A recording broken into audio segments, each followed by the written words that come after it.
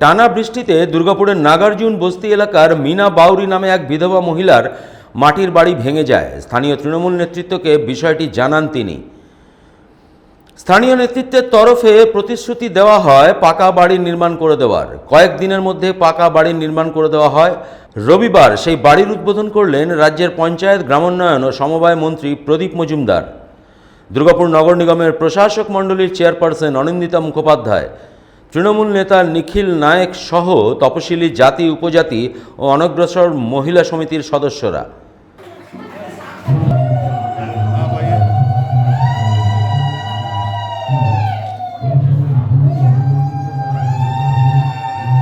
আমাদের একজন দুস্থ মা, যিনি প্রবল অঞ্চলে গৃহহারা হয়েছিলেন, তাদের জন্য নিজেদের চেষ্টায় গৃহ নির্মাণ করে তাকে এই গৃহ উপহার দিয়েছেন।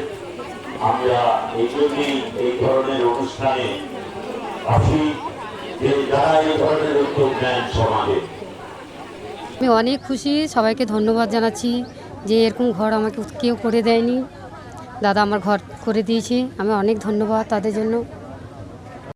নগর নিগমের চেয়ারপারসন অনিন্দিতা মুখোপাধ্যায় বলেন, কেন্দ্রীয় সরকার নিজ ভূমি নিজ গৃহ প্রকল্পের মাধ্যমে গৃহ নির্মাণ করে দেন, কিন্তু যাদের জমির কাগজ নেই তাদের সমস্যার মুখে পড়তে হয়।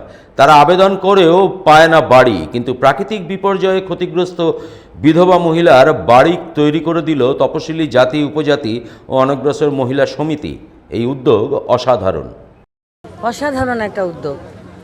আপনারা জানেন যে কেন্দ্র সরকার যে গৃহ নিজ ভূমি নিজ ঘর প্রকল্প করেছেন, তাতে কম্পালসারি করেছেন যে 1 কাঠা জমি থাকতে হবে, তার সঙ্গে জমির দলিল থাকতে হবে।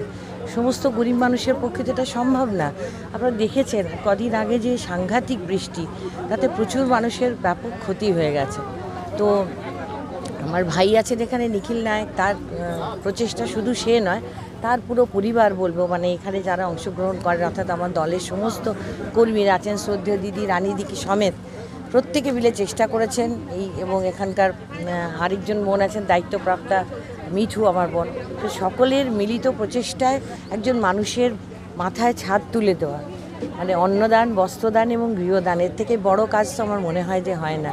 সমিতির প্রচেষ্টায়, একান্ত প্রচেষ্টায় তারা এই কাজটা করেছেন। দুর্গাপুর থেকে সনাতন গড়াইয়ের রিপোর্ট, 99 নিউজ বাংলা।